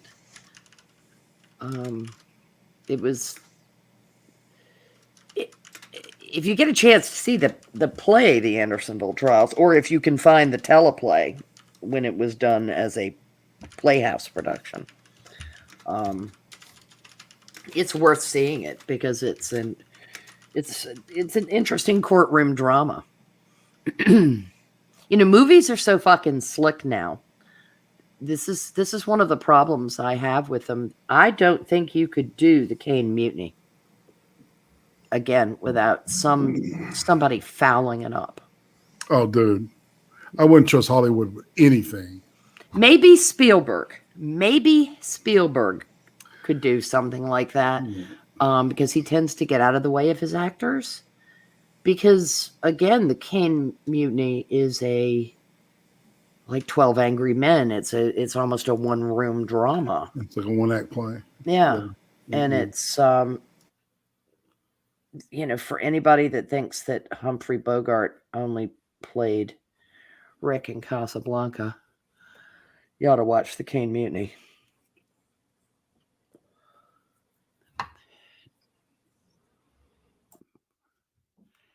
Decent film. It's a great movie. Skep, did you I'm here. Sorry about that. Did you mute yourself? No, I had to go rescue a dog who had trapped herself in the bedroom. So okay. I heard the yodeling, and I had to just get up and bolt. I'm back now. Oh no, that's okay. I just heard everything was quiet, and I thought I looked up real quickly to see if I'd lost connection. No, nothing like that. But we've gotten to the part of the show where it's time to say good night, and I want to thank chat for coming out and being a part of this, and thank my panel for being a part of this. Send it around the horn. Irate, did you have anything you wanted to share with us? Absolutely. Yeah. Let's shill the Sunday show. Ice Cream 150. Ice Cream, the 150th episode of the Ice Cream Interviews features me. I will be interviewed by people that I have interviewed. It was an idea that happened about a couple weeks ago, 3 or 4 weeks ago, and it's like I couldn't find anybody for Sunday, and I said, well, let's do this, man. And I've had a lot of response, so I think it's going to be a very, very good and active show. Outstanding. It's going to be fun. Everybody tune in. Everybody look for that. Thank you. I'm really sorry. I'm going to have company that day. That's cool. The internet's forever. Exactly. You watch it later. Can't pester him live. I got a buddy that's coming in I hadn't seen in like 6 years. I've known him 41 years. So, Friday I might not be doing the cream stream. All right, Harry. Yes, sir. Anything I noticed, to share with us on the way out? I noticed that Robert Lang. Okay, I never get that right. I always screw that up. Sorry about that. You were mentioning Forbidden Planet 1956. I'm actually only 2 degrees of separation from Anne Francis. Oh, really? I actually, he passed away not too long ago, but somebody I know used to go steady with Anne Francis. They were a thing for a while. Yeah, it was a fun time. What It was an a fun interesting time. life. Yeah, he sure as hell did have an interesting life. Anne was in a boarding house for all girls, and Kim Novak was there, and Barbara Eden was just down the hall. Man, that must have been an interesting time to be alive. Indeed. But Wow. just for fun, if you if you get a chance, I mean, if you like Anne Francis, there's a TV series she was in where it was sort of a detective type thing with a little bit of action. The production values are not great, but I do recommend checking out Honey West. Most of them are available Honey on West, YouTube. yeah. Honey West is hell a yeah. lot of fun. It's a lot It of is. fun. Yep. The other thing was I noticed, I don't know if there's anybody who rides a motorcycle who listens to this show, but I was really shocked to discover there's a channel that's Canadian that does nothing but motorcycle videos called Fortnine, Fortnine. And I dare say it's almost like the Top Gear of motorcycle channels. It's bizarre. I don't know how this many years in my life had gone by without me knowing that there was this kick-ass motorcycle channel on YouTube that produces really good videos. But if you have any interest at all in two-wheeled contraptions, Fortnine is a fantastic channel. Definitely worth a look. All right. Well, thank you. Sure. Appreciate that. That's wonderful. I'm going to share something with you. This was Anne Francis's publicity shot, I think, from 1958. Yep. That's what Anne Francis looked like back in the day in one of the most 1950s science fiction-y looking things they could possibly have come up with. And she just looks amazing in that picture. I've always liked that picture. Yeah. Hashtag I think Honey busty West petite. Honey West was what, 62, 63, something like Yeah, that? right around. Yeah. Yeah. It's a lot of fun, and Mid-60s, the music is good too. I mean, it's not It was after 1963 because it didn't happen until after I came back to the United States. 65, 66. but it was still black and white, so it wasn't Yeah. 66, Yeah. 67. So, Yeah, definitely. 65, 66. Yep. Yeah. Cool. So Yep. awesome. Good job to my unfortunately deceased friend. But yeah, it's amazing the number of people I have 2 degrees of separation from. But that's a topic for another time. It's funny. Yeah. I mean, if you and I could probably spend the rest of our natural lives just cross-referencing all the people that you and I personally only have 1 or 2 degrees of separation between, just people we have known who knew each other. Yep. Nixon, Reagan, Yeah. Cap Weinberger, Hubert Humphrey. Yeah. George Schultz. Huh, she was from Ossining, New York. Home of Sing Sing. That's right. Ossining, New York. That's right. Anyway, don't let me distract you anymore, Scott. But anyway, yeah, it got me to thinking about that. Prospero, my old wing person, my wing creature. Yeah. Have you got anything on your mind tonight? Anything you wanted to share with me? Yeah. I think I've said enough. All right. Yeah, I've kind of done that myself, but I did want to thank everybody for being a part of this. I didn't have a quote dug up for tonight, and I like them to be at least decent. So I'm not going to try and just do one on the fly here. But we live in interesting times. Don't give up hope yet. I'll tell you when it's time to give up hope. And then when I tell you to give up hope, really give up hope, because then that will be the appropriate thing to do. But don't do that until I say it's okay. And for us here at the zoo, that's going to do it for tonight. Thanks for joining us, and thanks for being a part of this, guys. The zoo is closed. Good night. Don't everyone. quit 5 minutes before the mirror.